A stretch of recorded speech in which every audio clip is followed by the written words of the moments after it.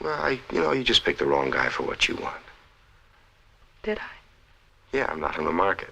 What if I told you that one of Hollywood's most iconic legends secretly battled self-doubt and insecurity his entire life? A man whose face graced movie posters worldwide, who won countless awards and built an empire that continues to thrive. Yet, behind it all, he never believed he deserved any of it.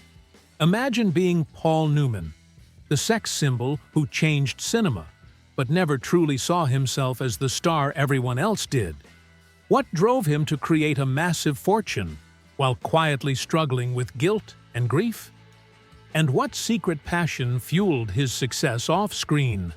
One that made him an unexpected champion in a world entirely separate from acting. Get ready for a shocking glimpse into the real Paul Newman, the man behind the legend. His story will leave you questioning everything you thought you knew about fame, fortune, and the price of success. You don't want to miss this. Born into a modest yet culturally vibrant Cleveland household, Newman's journey was never destined to be ordinary. His early years, shadowed by the challenges of discrimination and personal setbacks, ignited a fire within him that propelled him toward greatness. This early spark evolved into a blazing trail of artistic and financial conquests, as he navigated his path from a humble sports goods store in Shaker Heights to the grand stages of Broadway and Hollywood. In a twist that captivates our second hook, we learn that the same man who defied expectations on stage was also a savvy financial strategist, whose investments and business decisions would later support his family's legacy. His life, marked by dramatic shifts and personal reinventions, provides a masterclass in transforming adversity into an enduring asset. The daughter's heartfelt account is as much a tribute to her father's resilience as it is an unflinching analysis of his financial acumen. Her reflections reveal a side of Paul Newman that the public rarely saw, a man deeply aware of the precarious balance between art and commerce. As a young actor making his debut, he found solace in the dramatic arts, a refuge that later became the cornerstone of his brand. Yet, behind every celebrated performance was a string of calculated risks, investments in luxury assets that included a collection of high-end cars, exquisite watches, and a portfolio of real estate that spoke of both opulence and a shrewd understanding of market trends. This financial journey, woven seamlessly with his artistic triumphs, is our third powerful hook that challenges us to reconsider the conventional boundaries between passion and profit. Despite the glamour and glitz, Newman's personal life was marred by a series of tragedies and moments of regret that shaped his later years. The daughter recounts the long-hidden stories of a man who battled inner demons, the weight of guilt following his son's untimely overdose, the private struggles with alcohol that nearly unraveled the family, and the shocking confession that, in his final moments, he wished to set the record straight on his life's true narrative. These poignant moments, intertwined with the luxurious lifestyle he maintained through private jets and exclusive real estate ventures, offer a window into the paradox of celebrity, the dazzling exterior that masks the complexities beneath. Here, the narrative's fourth hook emerges, urging us to pay attention to the details as the story transitions from heartache to a legacy of calculated elegance and foresight. In exploring Paul Newman's posthumous impact, the script delves into the nuanced realm of personal and business insurance policies, tools that not only safeguarded his physical and financial well-being, but also served as strategic investments that mirrored his career choices. His commitment to comprehensive coverage, spanning health, assets, and career protections, provided him with the stability necessary to take bold leaps in both his artistic endeavors and his entrepreneurial ventures. The strategic decisions made in securing his future, from major business deals to high-profile collaborations, have become a source of inspiration and financial guidance. This final hook highlights a crucial lesson: that in the volatile world of fame and fortune, foresight and prudent planning are as valuable as the talent that ignites the spotlight. Through candid confessions and meticulous financial analysis, the daughter's narrative invites viewers to re-examine the myth of Paul Newman, not just as a cinematic icon, but as a man who harnessed his challenges to build an enduring legacy. His journey from the streets of Cleveland to the glimmering heights of Hollywood, punctuated by daring business ventures and a discerning taste for luxury, offers invaluable insights into the art of balancing personal passion with financial prudence. The tale is a clarion call to embrace vulnerability while remaining relentlessly strategic, a lesson that resonates deeply in today's fast-paced world. His breakthrough films were more than box office successes. They were emotional statements. In HUD, he turned the typical Western upside down, embodying a character riddled with flaws and ego. He wasn't trying to be the hero. He was holding a mirror up to society. With 9 Oscar nominations between The Hustler, HUD, and Cool Hand Luke, Newman became the symbol of complexity in a leading man. That rebel energy, especially in Cool Hand Luke, hit home for a generation questioning authority. What we've got here is failure to communicate. A quote that wasn't even his line, yet it became permanently tied to him. But perhaps the real twist came not on screen, but in his heart. In 1953, during rehearsals for Picnic, Newman met Joanne Woodward. The chemistry sparked immediately. But Paul was still married with children. Hollywood gossip churned, but the truth was more human.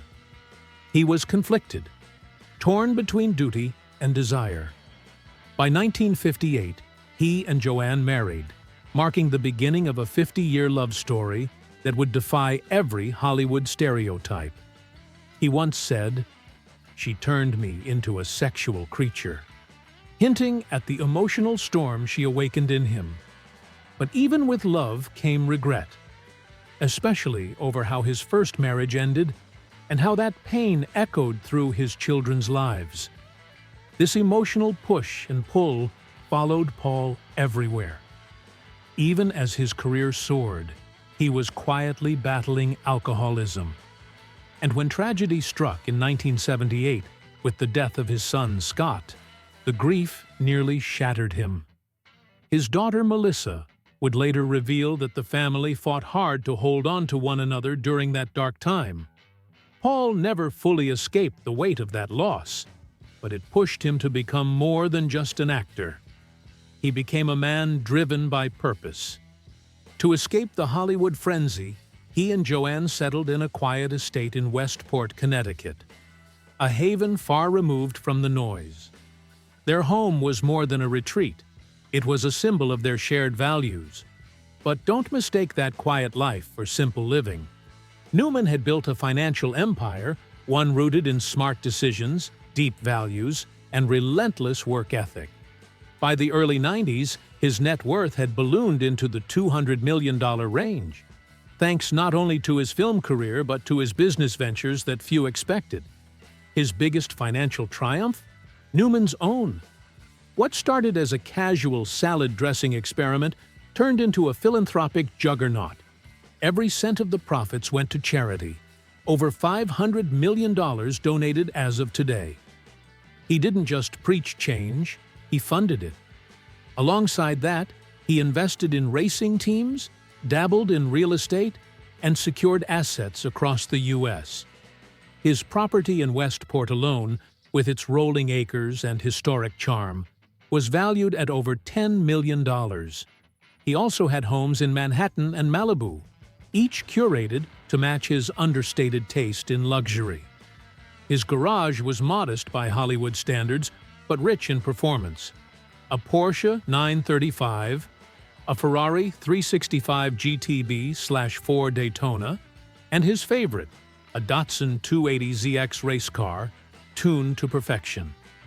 Paul wasn't flashy, but he loved machines that could fly. On his wrist, often a Rolex Daytona, a nod to his racing legacy and his sharp eye for classic design. And yes, there was a jet, an executive aircraft he used to travel quietly between commitments, always dodging the spotlight. He didn't just ensure his health, he ensured his legacy. Personal life, business ventures, and film roles were protected by comprehensive insurance plans. As a racing driver, he held policies tailored for high-risk sports, while his film contracts were backed by performance coverage. Even his foundation was designed with long-term sustainability in mind, ensuring that the causes he supported would outlive him. Today, Paul Newman's estate is valued at over $600 million, and with the continued success of Newman's own and licensing deals, that figure could surpass $750 million in the next decade. But it wasn't the money that defined him. It was how he used it. The greatest financial lesson from Newman's life? Purpose-driven wealth endures. He lived modestly, gave generously, and invested in people, not just profits. And yet, it's his daughter Melissa's voice that brings it all full circle. For years, she stayed silent, carrying memories too heavy to share. But now, at 63, she's opening up, not for fame, but to set the record straight. She speaks of a father who was complex, kind, sometimes distant, always searching. A man haunted by loss, but fueled by love. Her revelations don't tarnish Paul Newman's legacy. They deepen it. They remind us that legends aren't perfect. They're human. And that's what makes their stories unforgettable. Even as his racing career flourished, Newman never fully stepped away from acting. In 2006, he voiced Doc Hudson in Pixar's Cars, a retired race car that mirrored his own racing legacy. The film resonated deeply with Newman, not just because of the racing connection, but because of the heartfelt storytelling. Cars became a massive success, grossing $462 million worldwide, and Newman's involvement added an authentic touch that fans cherished. He returned in 2017 for Cars 3, albeit through archival recordings, after his health had begun to decline.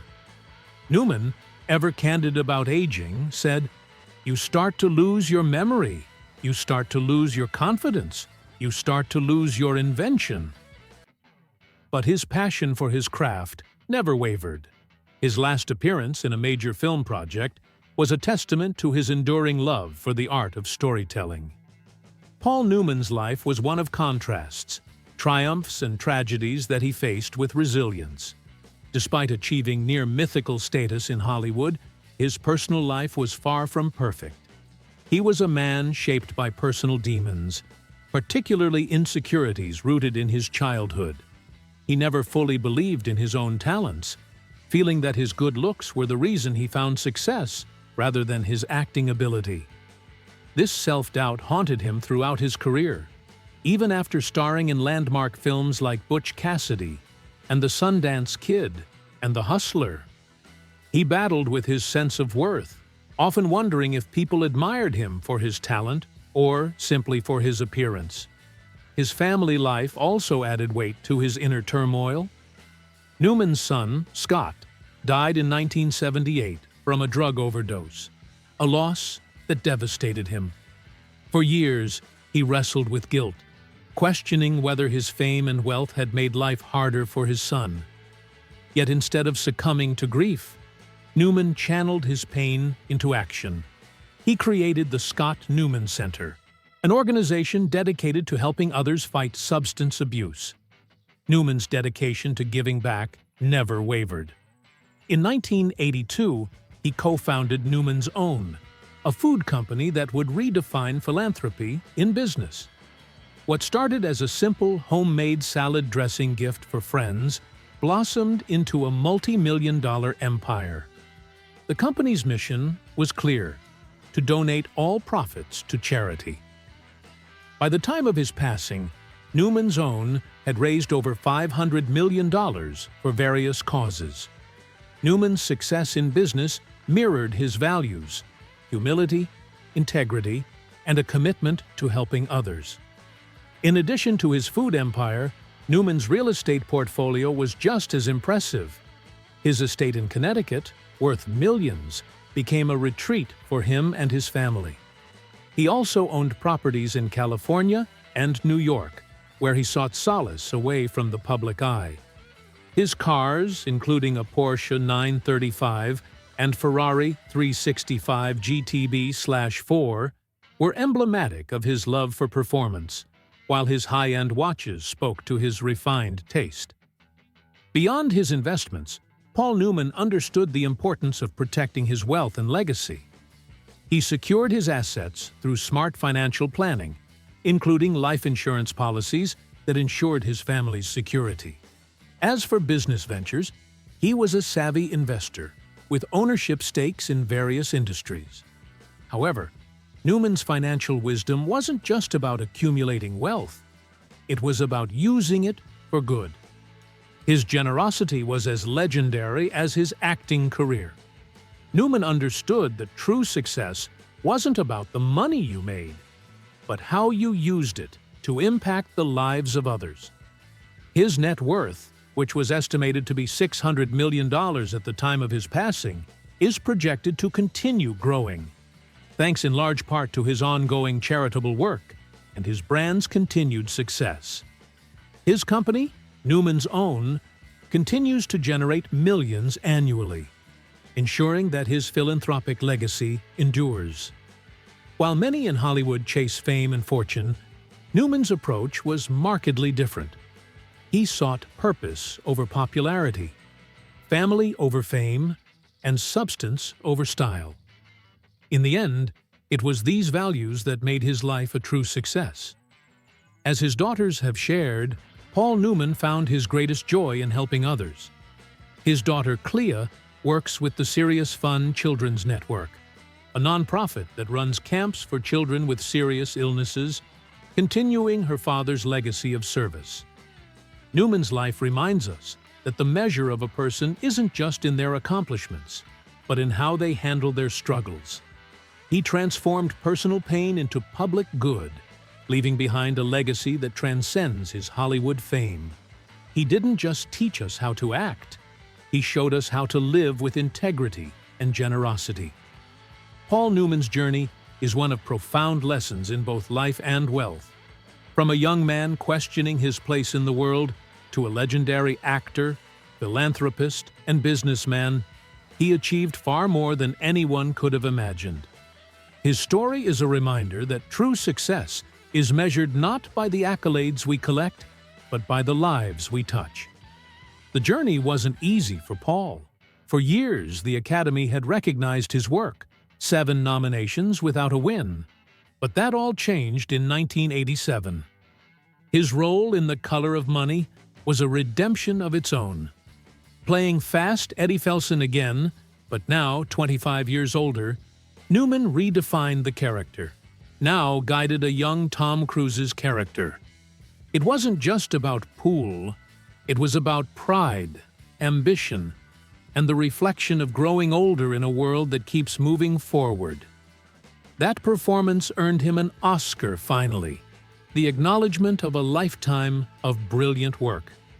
Yet, even in his later years, Newman's acting wasn't just about awards, it was about depth. At 69, in Nobody's Fool, 1994, he played Sully Sullivan, a cranky yet lovable handyman whose regrets and complexities were both endearing and relatable. This role earned him another Academy Award nomination. Even as he grew older, Newman continued to bring fresh, engaging layers to his characters. His final live-action role came in Road to Perdition, 2002, where he played John Rooney, a mob boss with a fierce loyalty to family. Newman's portrayal was powerful, proving that age only deepened his craft. At 77, he earned his last Academy Award nomination, marking the end of a legendary career that spanned 5 decades. But behind the scenes, Newman's life was anything but perfect. Despite his incredible success, he harbored deep insecurities. His memoir, The Extraordinary Life of an Ordinary Man, revealed that even as a Hollywood legend, he never felt truly talented. Paul Newman, despite his iconic roles, constantly battled self-doubt, feeling like an imposter. His striking looks, once thought to be the reason for his fame, left him wondering if people admired him for his talent or just his appearance. He often felt like he didn't belong, despite the monumental success of films like Butch Cassidy and The Sundance Kid, 1969. Newman's childhood played a significant part in shaping these feelings. Raised by a mother who treated him more like an accessory than a son and a father whose alcoholism cast a long shadow, Paul carried emotional scars throughout his life. These wounds never fully healed. It was his second wife, Joanne Woodward, who became the steady force that helped him overcome his insecurities. She saw something in him that he couldn't see in himself. She encouraged him to embrace his status as a sex symbol, yet that didn't erase his deep-seated doubts. Even with Joanne's unwavering support, Paul remained plagued by the fear that his fame was unearned, that people only saw him for his blue eyes and charming smile, not his craft. Beyond his personal struggles, Paul also felt like a failure as a father. With 6 children, he often felt absent, impatient, and inconsistent. The guilt he carried over his son Scott's death in 1978 weighed heavily on him. Scott's overdose at just 28 years old became a tragic marker in Paul's life. Did his success put too much pressure on Scott? Was his own public image to blame for his son's struggles? Paul wrestled with these questions for years. His son's death left an indelible mark on him, one that would shadow his later years. As his career in Hollywood reached its peak, Paul also navigated his growing wealth and the choices that came with it. Though many fans admired his understated approach to fame, his financial empire was vast. Newman, ever the savvy businessman, invested in real estate, racing, and even started his own food brand, Newman's Own. What started as a small charity-driven business in the 1980s turned into a multi-million-dollar enterprise. His earnings from the brand, which continues to donate 100% of its profits to charity, have raised over $500 million for various causes. His commitment to philanthropy became as integral to his legacy as his acting career. In fact, by the time of his passing, Newman's worth was estimated at over $600 million, with projections suggesting that his estate's value could increase in the coming years as the brand continues to thrive. Alongside his charitable work, Paul built a life of luxury, albeit one marked by humility. His real estate portfolio included stunning homes in Connecticut, New York, and California. His estate in Connecticut was valued at over $10 million, a sanctuary away from Hollywood's pressures. Newman also owned a collection of cars that reflected his love of performance. His Porsche 935 and Ferrari 365 GTB/4 were more than just vehicles. They were extensions of his need for speed and precision. His taste in luxury wasn't about showing off, but about enjoying the finer things in life, often away from the public eye. Despite the flash and fame, Newman's lifestyle was always grounded. His wealth was never about flaunting it, but about living a life of substance. The combination of his financial intelligence and his humble approach to wealth left a lasting impression on those who knew him. And even in death, Paul Newman's legacy isn't just in his movies or his cars, but in the profound way he reshaped what it meant to be a Hollywood legend. Through his philanthropy, his honesty in facing personal demons, and his timeless roles on screen, Paul Newman remains one of the most revered and complex stars to ever grace the industry.